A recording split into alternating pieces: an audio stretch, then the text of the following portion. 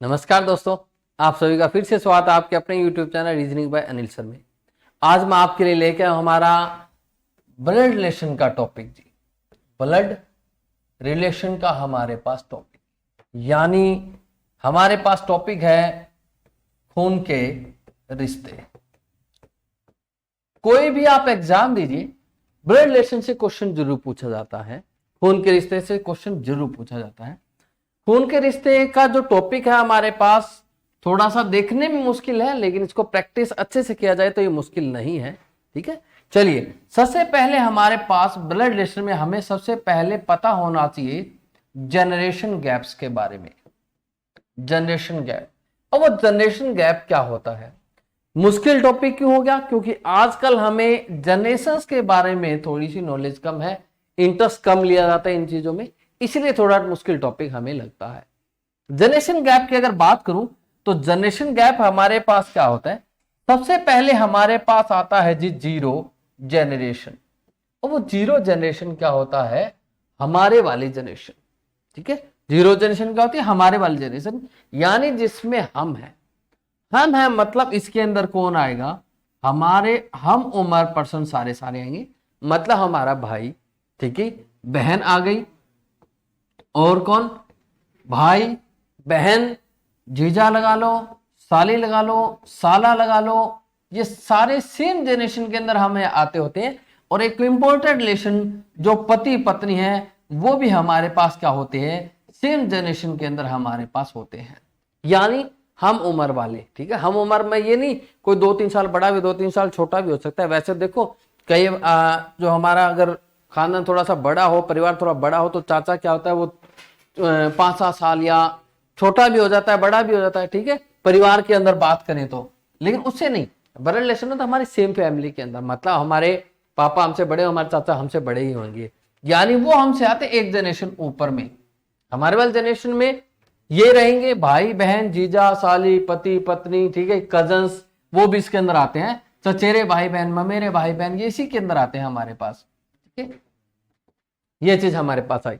एक जनरेशन ऊपर क्या होती है? हमारे फादर वाली जनरेशन, हमसे बड़े। हमसे बड़े में कौन आएगा? पिता आ गया, माता आ गई। ठीक है, पिता, माता, चाचा, चाची, मामा, मामी, ये सारे हमारे पास, मामा और मामी, बुआ, फूफा, ये सारे हमसे एक ही जनरेशन ऊपर है, मतलब हमसे बड़े। ठीक है, एक जनरेशन ऊपर। 2 जनरेशन ऊपर की अगर मैं बात करूं, 2 जनरेशन ऊपर में, तो उसमें हमारे पास आ जाता है दादा, दादी, फिर नाना और नानी हमारे पास। ये हमसे 2 जनरेशन ऊपर होते हैं। एक और करें हम, तीसरी जनरेशन की अगर बात करें, तो उसमें हमारे पास आ जाता है परदादा और परदादी हमारे पास। वो हमसे एक जनरेशन और ऊपर हो गए। ठीक है, बहुत लकी होते हैं जो इस जनरेशन को भी देख लेते हैं, या वो लकी हैं जो इस जनरेशन तक देख लेते हैं। ठीक है, अब मान बात करो हमसे नीचे वाले जनरेशन की, तो हमारे बाद में जो जनरेशन आएगी वो हमारे पास आएगी हमारे बेटा बेटी की, ठीक है, भतीजा भतीजी की, भतीजा भतीजी की, और भांजा और भांजी की, भांजा और भांजी की।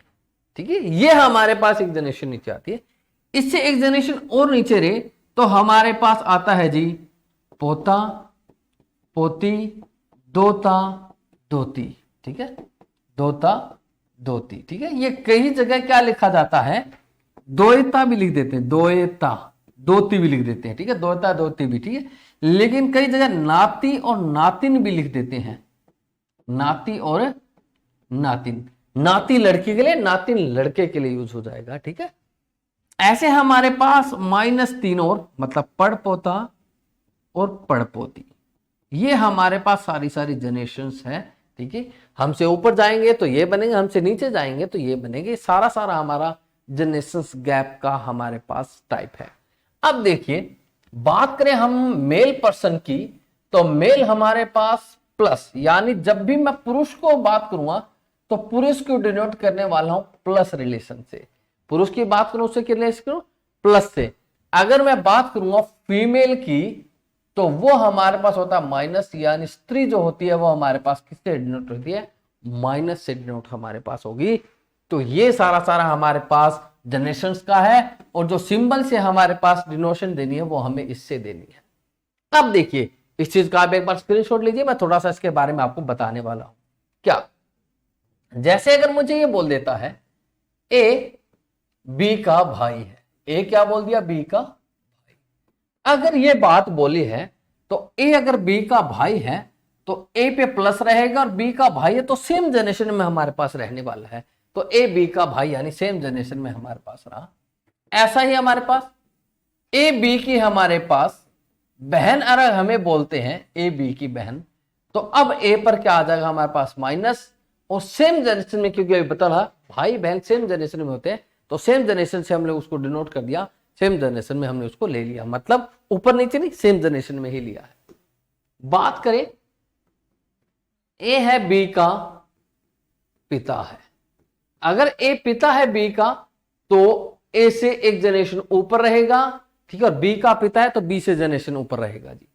यहीं पर हमारे पास बोल देता है ए है वो बी की क्या है, माता है। ये बात बोल दी तो ए पर माइनस आएगा, और बी से एक जनरेशन ऊपर रहेगा, माता है तो एक जनरेशन ऊपर हमारे पास आया। ए बोल देते हैं बी का बेटा है, ए बी का क्या है हमारे पास, बेटा। अगर बी का बेटा है तो ए से एक जनरेशन नीचे रहेगा, और उस पर क्या रहेगा हमारे पास, प्लस का सिंबल हमारा रहेगा। यही बोल देते हैं ए बी की बेटी है, बी की क्या है हमारे पास, बेटी हमारे पास है, तो बी से एक जनरेशन नीचे, और ए पर क्या आ जाएगा हमारे पास, माइनस हमारे पास निकल के आएगा, उसकी क्या है, उसकी बेटी है, तो एक जनरेशन वो से नीचे रहेगी हमारे पास। ऐसे हमारे पास बोल देता है ए बी की दादी है, बी की क्या बोल दिया, दादी है। तो देखो अब हमारे पास दादा दादी बताया था 2 जनरेशन ऊपर, यानी बी से एक जनरेशन ऊपर ये, और एक जनरेशन ये, यानी पापा की मां होती है वो दादी होती है, तो इस बार 2 जनरेशन का गैप हमारे पास लगेगा। यहां बोल देते हैं ए बी का दादा है, ए बी का क्या है हमारे पास, दादा। अब अगर ए है वो बी का दादा है तो बी से 2 जनरेशन ऊपर, यानी पापा के पापा होते हैं वो दादा होंगे, तो 2 जनरेशन ऊपर उन पे क्या आ जाएगा हमारे पास, प्लस आ जाएगा। यहीं पर अगर हमारे पास बोल देता है ए बी की पत्नी है,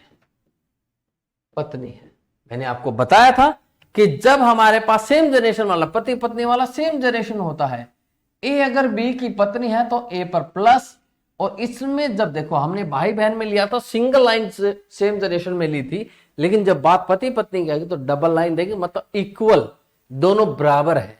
देखिए दोनों क्या है हमारे पास, बराबर है। माना जाता है कि पति पत्नी हम उम्र ही होते हैं, हालांकि हम उम्र तो भाई बहन भी होते हैं, लेकिन वो थोड़े मोटे 1-2 साल छोटे बड़े हालांकि उसमें भी होता है, लेकिन आप मान के चलो वो दोनों बराबर सेम एज के होते हैं, इसलिए बराबर का दर्जा हम देते हैं। या फिर मान लो पत्नी का बराबर का दर्जा दोगे तभी तो कुछ खाने पीने को मिलेगा शाम को, नहीं तो हो सकता है थोड़ी मोटी खटपट हो जाए, ठीक है।